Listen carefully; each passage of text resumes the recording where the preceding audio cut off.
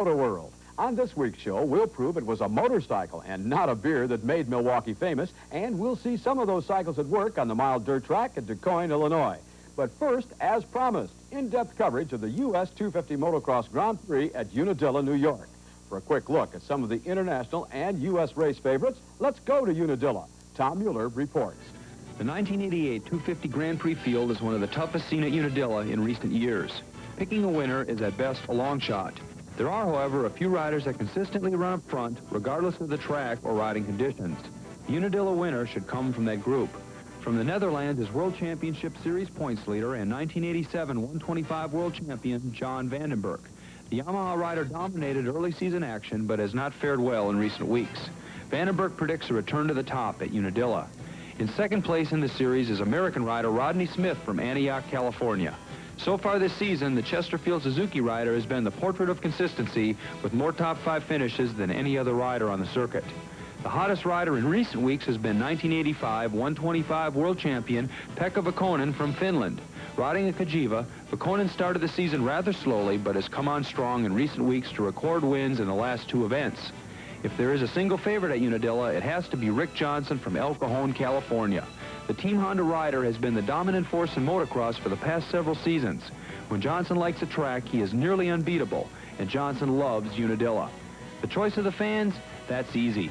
Bob Hanna, the elder statesman of motocross. The Hurricane won the 1986 Unadilla Grand Prix. Is he too old and rusty to do it again in '88? Rick Johnson says if you believe that, you're a fool. For Motoworld, I'm Tom Mueller. I would have to say, based on his performance in recent years, that Rick Johnson was the odds-on favorite to capture the win. But as this week's Fram Autolite Flashback points out, favorites sometimes have a way of getting lost in the shuffle. Or should we say they just plain run out of gas? Here's Dave Bowman with a story of the 1986 Unadilla Grand Prix. If you put your faith in odds makers, the obvious choice to grace the '86 winner's rostrum was 1985 winner Johnny O'Mara. The Team Honda rider showed why as he took the lead early in Moto number 1. Meanwhile, crowd favorite Bob Hanna, who had never won at Unadilla, was passing everyone in sight after suffering a mid-pack start. The Hurricane eventually charged all the way to second, but by the time he got there, O'Mara was long gone and out of sight. The second moto was a different story. Within 1 lap, the Hurricane had closed to within striking distance of the first moto winner, O'Mara. When the pair shot off the top of the 60-foot drop, O'Mara's lead was less than a bike length. When they reappeared, O'Mara was a bike length behind.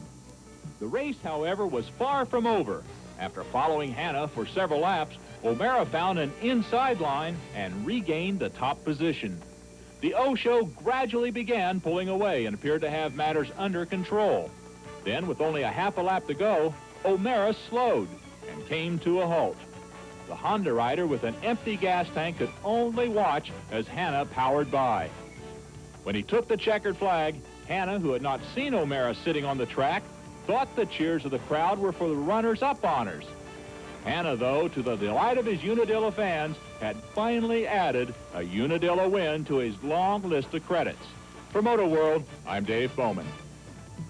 Still to come on Motoworld, happy birthday, Harley Davidson. Schobert is super at the DuQuoin Mile. And coming up next, action from the US 250 Motocross Grand Prix from Unadilla. Stay tuned, Motoworld. In our opening segment, we showed you a few of the top riders that were expected to do well at the US 250 Motocross Grand Prix. How did they do? Let's join the action and find out. The opening lap of the first of 2 Grand Prix motos was all European. Grabbing the whole shot was number 2, Pekka Vähkönen from Finland, with Britain's Rob Herring close behind. Number 38, Team Yamaha's Mickey Diamond was the only American in the top 5. Still on the opening lap, the unforgiving Unadilla track claimed victim number 1. That tumble left Rob Herring with the lead, followed by Mickey Diamond. Meanwhile, number 18, Rick Johnson was working through traffic. When Dutchman Gert-Jan van Doorn took a slow line entering Gravity Cavity, Johnson drew alongside. The pre-race favorite had the better line out of the cavity and easily won the drag race to the corner. On the other hand, American world champion hopeful Rodney Smith, number 31, won nothing at all in Moto number 1. The Suzuki-mounted Californian, based in Italy, was suffering an ear infection that kept him off balance. That spill was the first of several problems that kept Smith from scoring points. Meanwhile, Johnson was still on the gas. The Team Honda rider caught Diamond at Gravity Cavity, his favorite place to pass, then jumped into second place. From that point, nothing could stop the fired-up Johnson. He quickly caught and put pressure on race leader Rob Herring, and the pressure paid off. From the bottom of that 60-foot gorge, only Johnson emerged. Herring had crashed and was out of action. With Johnson alone in front, all eyes were glued on Hanna. Instead of tiring, as many thought he would, the elder statesman of motocross and Unadilla's favorite son got stronger and faster.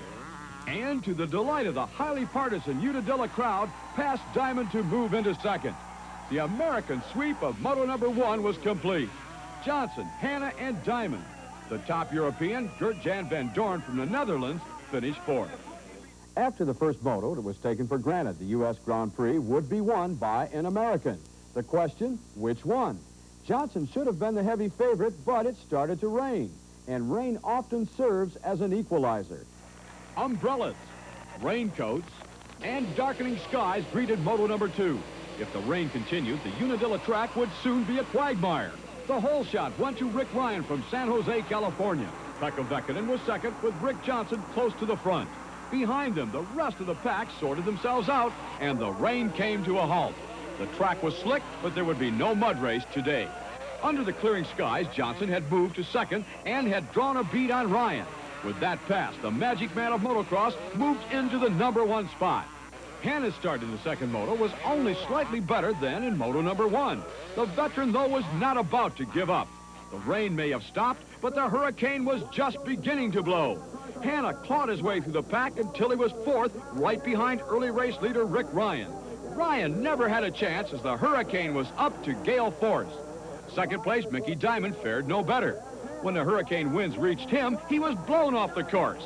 For the second time in as many motos, the Americans would finish 1, 2, 3 against the best the rest of the world had to offer. Series points leader John Vandenberg from Holland was the top European scorer with moto finishes of 5th and 6th. Good enough for 4th overall. American challenger Rodney Smith failed to score points in either moto. Jeremy Watley from England scored a 14th and a 9th to move past Smith in the series standings. Overall honors for the day fell to arguably the best motocrosser in the world. Johnson electrified the crowd with his wide-open, daring style that earned the El Cajon rider both moto wins. The loudest applause, though, was reserved for Bob Hanna. The Hurricane reached into his bag of tricks one more time and had the crowd rocking and rolling. For that, Bob Hanna is our Castro Rider of the Week. The Hurricane will receive a custom embroidered jacket and commemorative plaque from Castro. Of the 10 250 Grand Prix held at Unadilla, American riders have won 8. With Johnson on the scene, the U.S. total is bound to do nothing but grow. The 125cc support class at Unadilla was just as exciting as the bigger bore 250 Grand Prix class. For example, number 559, Yamaha's Mike LaRocco started near the tail end of the pack in both motos. The high school senior from LaPorte, Indiana, let it all hang out and finished second overall with moto finishes of 2nd and 3rd. The winner of both motos was number 5, Guy Cooper from Stillwater, Oklahoma. The Team Honda rider took the early lead in both motos and rode virtually uncontested until the final lap of moto number 2, when Cooper took this spill. Fortunately, there was no harm done to either the rider or the cycle. Cooper was quickly up and on his way. Right behind him, however, was Suzuki's Todd DeHoop from Hudsonville, Michigan. The finish was questionable right up to the end, but the checkered flag belonged to Cooper. DeHoop, with a 7th in moto number 1, finished 3rd overall for the day.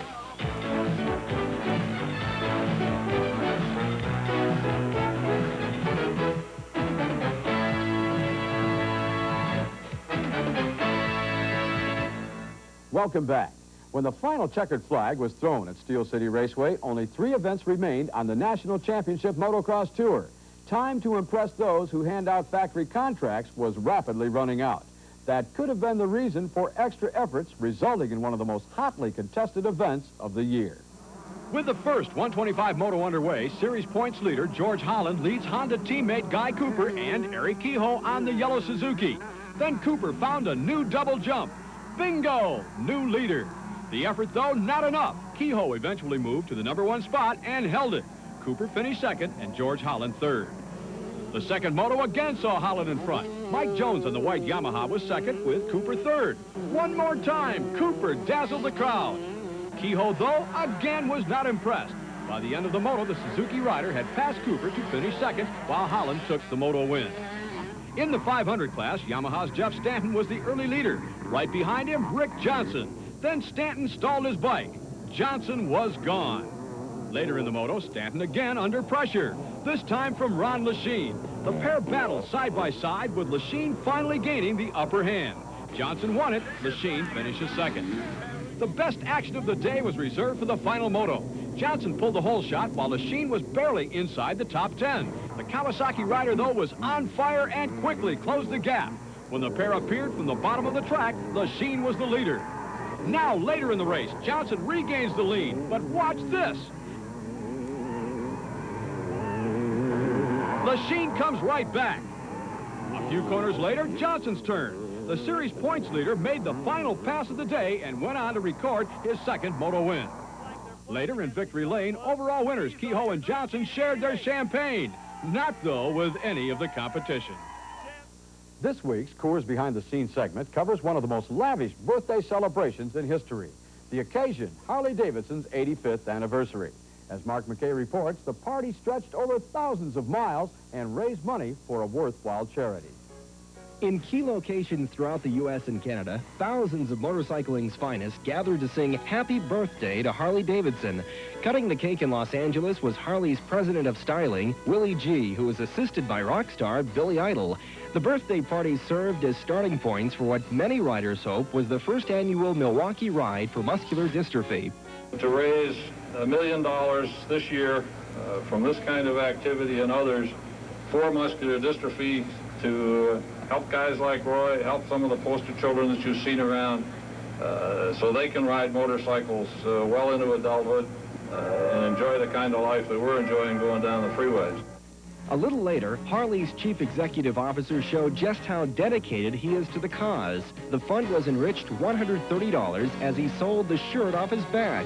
The total number of participants in this year's event was staggering. Some rode for a few miles, some rode for several hours, and some rode all the way to Milwaukee. They rode under clear skies and through rain.